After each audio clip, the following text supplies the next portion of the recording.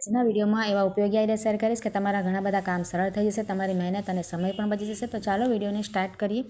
તો જુઓ, હવે શિયાળો આવે એટલે આ રીતની પાલકની ભાજી કે મેથીની ભાજી, આ બધી ભાજીઓ છે ને ખૂબ જ આવે અને આ રીતે આપણે ખૂબ જ લઈ આવીએ, ખૂબ જ સરસ તે ખાવામાં મજા આવે। પણ આપણે છે ને તેમાં કટ કરવામાં અને સાફ કરવામાં બહુ જ આપણને વાર લાગી જતી હોય છે। તો આજે હું તમને એક સરસ આઈડિયા બતાવું છું। પાલકને તમે થોડીક જ વારમાં સરસ રીતે કટ કરી શકશો, એકદમ ઓછી મહેનતમાં। તો તેના માટે છે ને આ રીતના આપણી પાસે ડબ્બો છે ને, કોઈ પણ કન્ટેનર તો હોય છે ને પ્લાસ્ટિકનું, જેમાં આપણે દહીં આવે કે પછી કોઈ ખાવાનું સામાન પણ આવે છે। તો એને છે ને આપણે છરીથી આ રીતે છરી ગરમ કરી અને જે નીચેનો ભાગ હોય ને તેનો તળિયો તે આપણે કટ કરી લેવાનો। જો આ રીતે કોઈ પણ તમારી પાસે આ રીતનો ડબ્બો હોય તો આપણે આ રીતે છરી ગરમ કરશો એટલે આ રીતે કટ થઈ જશે। જો આ રીતે બંને બાજુથી આપણે ખુલ્લું કરી નાખાય અને ત્યાર પછી આપણે પાલકની જે ભાજી છે ને તેને આપણે સરસ ધોઈને સાફ કરી લેવાની અને આ રીતે સેટ તો આપણે કરતા જ હોઈએ કટ કરવા માટે।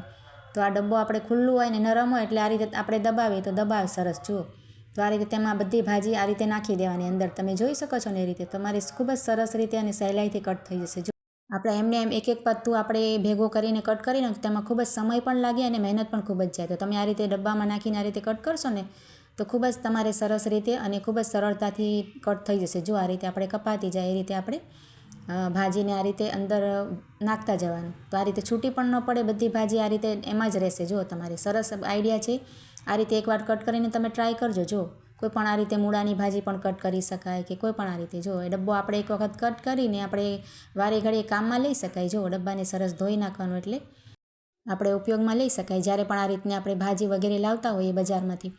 તો ખૂબ જ સહેલાથી તમે એકવાર ટ્રાય કરીને જોજો, એકદમ સરસ આઈડિયા છે। જો આ રીતે મેં તમને કટ કરીને આખી જોડી બતાવી દીધી છે। તમારે કદાચ 2-3 જોડી હશે ને તો પણ તમને વાર નહીં લાગે, આ રીતે તમે કટ કરીને ટ્રાય કરજો। જુઓ, અને આપણે પાલકને તો પહેલેથી જ આપણે ધોઈ લ્યો એટલે આપણે સરસ, તમારે ઝીણી કે મોટી આનાથી કટ કરવી હોય તો પણ કરી શકાય, ગમે એવી તમારે સાઇઝમાં કટ કરવી એવી રીતે। તો જરૂરથી ટ્રાય કરજો અને સારો લાગે તો લાઇક કરજો। ત્યાર પછી જો આ રીતે આપણે ગેસના જે આ રીતે પગા હોય ને ક્યારેક ક્યારેક ખૂબ જ નીકળી જતા હોય છે, તો તેના માટે આપણે આ રીતે બોટલના ઢાંકણ લઈ લેવાય। જો થમ્સઅપના કે કોલ્ડ ડ્રિંક્સના હોય ને તો આ રીતે મારી જો આમાં ફિટ આવી ગયા છે। તો ચારે આપણે આ રીતે જે તેના પાયા હોય છે ને તેમાં આપણે સરસ ફિટ કરી શકાય। તમારે મોટા કદાચ પાયા હોય તો તમે જરાક મોટું ઢાંકણ પણ લઈ શકો, તો આપણે ખસેડવામાં કે આપણે જ્યારે પણ આ રીતે ધોતા હોઈએ તો ખૂબ જ આપણે સરળતા રહેશે। તો જરૂરથી ટ્રાય કરજો। જો આ રીતે આપણે ખસેડી પણ શકાય, તો એકદમ સરસ આઈડિયા છે, જરૂરથી ટ્રાય કરજો। ત્યાર પછી જો આ રીતે આપણે સફરજન છે ને આપણે કટ કરીને તો તરત જ તેનો રંગ બદલાઈ જાય છે, કાળો પડી જાય અને આપણે ખાવાનું મન ના થાય, બાળકોને આપીએ તો તે પણ ના ખાય। તો તેના માટે આપણે શું કરવાનું છે ને, સફરજનને આપણે ધોઈ સરસ અને તેને આપણે જેમ બી કટ તમે કરતા હોય એ રીતે છોલીને કે એમને એમ આપણે છાલ વગર આપણે આ રીતે છે ને કટ કરી લેવાનું। જુઓ, ત્યાર પછી છે ને આપણે તેમાં એક ગ્લાસ સાદું પાણી ઉમેરી દેવાનું આ રીતે બાઉલમાં નાખીને, અને ત્યાર પછી મીઠું અડધી ચમચી એટલું આ રીતે એડ કરી દેવાનું। અહીંયા આપણે સિંધવ મીઠું નાખીએ તો વધારે સરસ। જો આ રીતે મીઠાને સરસ ઓગાળી લેવાનું, તમે સાદું મીઠું પણ એડ કરી શકો। અને મીઠું ઓગળી જાય ત્યાર પછી તેમાં જ આપણે આ પાણીમાં 2-3 મિનિટ સફરજનને રાખી મૂકવાના, અને ત્યાર પછી આપણે છે ને 2-3 મિનિટ થઈ જાય ને એટલે આપણે આ રીતે તેને ગાળી લેવાના, કોઈ પણ ચાળણીમાં નાખી અને આપણે સફરજનને આ રીતે ગાળી લેવાય એટલે બધું પાણી તેનું નીતરી જાય। જો આ રીતે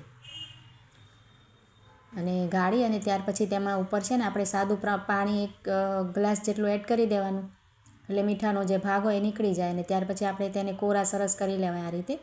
હવે તમે જોશો આ રીતે સફરજન આપણે તે ગમે એટલું રાખશું ને તો પણ કાળો નહીં થાય, આપણે બાળકોને લંચ બોક્સમાં આપી શકાય કે પછી કોઈને ટિફિનમાં પણ આપી શકાય। ખૂબ જ સરસ આઈડિયા છે, જરૂરથી ટ્રાય કરજો। ત્યાર પછી જો આ રીતના આપણે કેસરોલના ડબ્બામાં રોટી રાખતા હોઈએ ને રોટલી, તો થોડાક દિવસ થાય એટલે તેમાં એક અલગ ટાઈપની એકદમ સ્મેલ આવતી હોય છે રોટલીની કે પછી નેપકિનની કે કોઈ પણ સ્મેલ બેસી જાય। તો તેના માટે આપણે ન્યૂઝપેપર આ રીતે લઈ લેવાનું અને તેને આ રીતે તેના વાળી લેવાના કટકા કરીને નાના નાના, અને આ કટકાને છે ને આપણે જરાક ભીના કરી લેવાના પાણી છાંટીને, અને ત્યાર પછી આપણે તેને બંધ કરીને ઢાંકણ આ રીતે મૂકી રખાય 1 કલાક કે આ રીતે અડધો કલાક તમે રાખશો ને તો તેની બધી જે સ્મેલ હશે ને અલગ ટાઈપની આવતી હશે બધી દૂર થઈ જશે અને આપણે એકદમ સરસ થઈ જશે આપણો કેસરોલ।